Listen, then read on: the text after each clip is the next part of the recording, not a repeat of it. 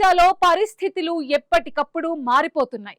ఒకవైపు అమెరికాతో కాల్పుల విరమణ ఒప్పందం అమల్లో ఉందని చెప్తున్నా, మరోవైపు ఇరాన్ మాత్రం యుఏఈ లక్ష్యంగా దాడులకు తెగబడుతోంది. వరుసగా రెండో రోజు టెహ్రాన్ ప్రయోగించిన క్షిపణులు, డ్రోన్లతో గల్ఫ్ ప్రాంతం ఉలిక్కిపడింది.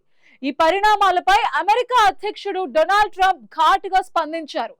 ఇరాన్ ఆర్థిక వ్యవస్థ కుప్పకూలిందని, సొంత సైనికులకు జీతాలు కూడా ఇచ్చుకోలేని స్థితిలో ఉన్న ఆ దేశం తెలివిగా వ్యవహరించాలని సూచించారు. మరోవైపు హార్మూజ్ జలసంధిపై పట్టు సాధించేందుకు అమెరికా తన 100 యుద్ధ విమానాలను రంగంలోకి దించింది. అసలు గల్ఫ్ లో ఏం జరుగుతోంది? ట్రంప్ చెప్పినట్టు ఇరాన్ ఆర్థిక వ్యవస్థ కుప్పకూలిన దాడులు ఎలా చేస్తోంది? ఈ స్టోరీలో చూద్దాం.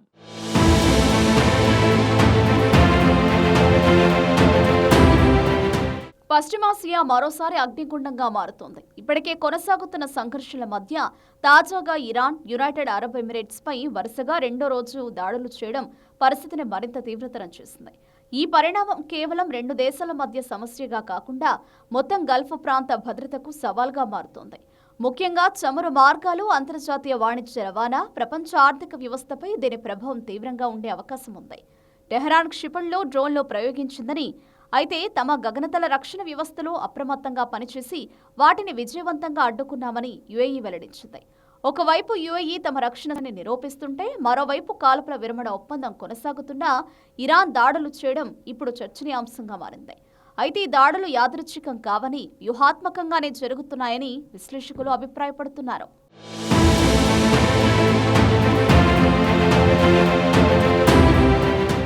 ఈ పరిణామాలపై అమెరికా అధ్యక్షుడు డొనాల్డ్ ట్రంప్ స్పందించారు. ప్రజలు చనిపోవాలని తాను కోరుకోవడం లేదని, కాబట్టి ఇరాన్ తెలివిగా వ్యవహరించాలి అంటూ ఆయన వ్యాఖ్యానించారు. దీంతో ఓవైపు ఒత్తిడి పెంచుతూనే మరోవైపు దౌత్యం నడుపుతున్నారని విశ్లేషకులు చెబుతున్నారు. అదే సమయంలో ఇరాన్లో ద్రవ్యోల్బణం 150% చేరిందని, సైనికులకు జీతాలు ఇవ్వలేని స్థితిలో ఉందన్నారు. ఇరాన్ ఆర్థికంగా కుప్పకూలిందని, ఆ దేశ ఆర్థిక బలహీనతను ట్రంప్ బహిర్గతం చేశారు. అయితే ఇది కేవలం రాజకీయ వ్యాఖ్య కాదని, యుద్ధాల్లో ఆర్థిక శక్తి ఎంత కీలకమో తెలియజేసే అంశమని విశ్లేషకులు చెబుతున్నారు.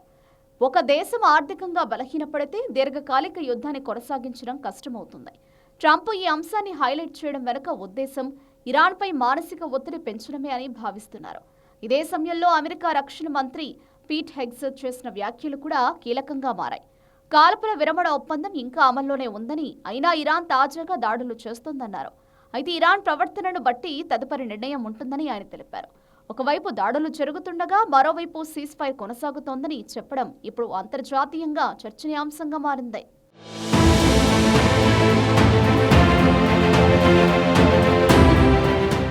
ఇదిలా ఉండగా హార్మూజ్ జలసంధి చుట్టూ పరిస్థితి మరింత ఉద్రిక్తంగా మారుతోంది. ప్రపంచ చమురు రవాణాలో కీలకమైన ఈ మార్గంలో అమెరికా తన సైనిక ఉనికిని భారీగా పెంచింది. దాదాపు 100 యుద్ధ విమానాలు అక్కడ గస్తీ తిరుగుతున్నాయని అమెరికా సైనిక ఉన్నతాధికారి డాన్ కైన్ వెల్లడించారు. హార్మూజ్లో ఇరాన్ దాడులకు పాల్పడితే వెంటనే ప్రతిస్పందించడానికి అమెరికా సిద్ధంగా ఉందని తెలుస్తోంది. ప్రపంచంలో వినియోగించే చమురులో గణనీయమైన శాతం హార్మూజ్ జలసంధి ద్వారానే రవాణా అవుతుంది. అలాంటి ప్రదేశంలో ఉద్రిక్తతలు పెరగడం అంటే ప్రపంచ ఆర్థిక వ్యవస్థపై ప్రత్యక్ష ప్రభావం చూపుతుంది. చమురు ధరలు పెరగడం, సరఫరా అంతరాయం కలగడం, ద్రవ్యోల్బణం పెరగడం వంటి పరిణామాలు తలెత్తే అవకాశం ఉంది. ఇక ఈ సంక్షోభాన్ని అంతర్జాతీయ వేదికపైకి తీసుకెళ్లేందుకు అమెరికా, గల్ఫ్ దేశాలు సిద్ధమవుతున్నాయి. యునైటెడ్ నేషన్స్లో తీర్మానం ప్రవేశపెట్టేందుకు ముసాయిదా తయారవుతోంది. హార్మూజ్లో టోల్ వసూళ్లు ఆపాలని, స్వేచ్ఛ వాణిజ్యాన్ని అనుమతించాలని ఈ తీర్మానం ప్రధానంగా డిమాండ్ చేసే అవకాశం ఉంది. ఒకవేళ ఇరాన్ దీనికి అంగీకరించకపోతే మరింత కఠినమైన ఆంక్షలు విధించే దిశగా చర్యలు తీసుకునే అవకాశం ఉంది.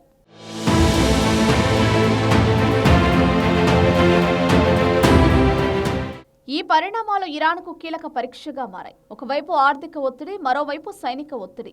మధ్యలో దౌత్య ఒత్తిడితో ఇరాన్ ఇప్పుడు ఎలా స్పందిస్తుందన్నది ఆసక్తికరంగా మారింది.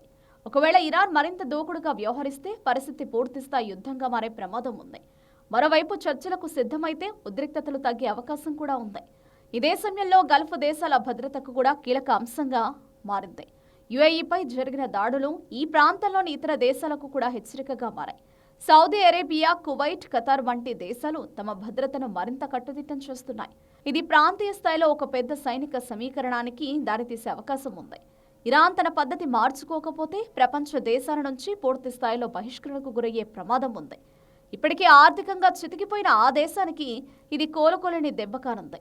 మొత్తానికి ఇరాన్ క్షిపణులతో భయపెట్టాలని చూస్తుంటే అమెరికా మాత్రం ఆర్థిక గణాంకాలతో ఆ దేశానికి వణుకు పుట్టిస్తోంది. 150% ద్రవ్యోల్బణంతో ఉక్కిరిబిక్కిరవుతున్న ఇరాన్ ట్రంప్ హెచ్చరికలను గౌరవిస్తుందా లేక మొండిగా ముందుకు వెళ్లి మరింత విధ్వంసానికి దారితీస్తుందా అనేది వేచి చూడాలి.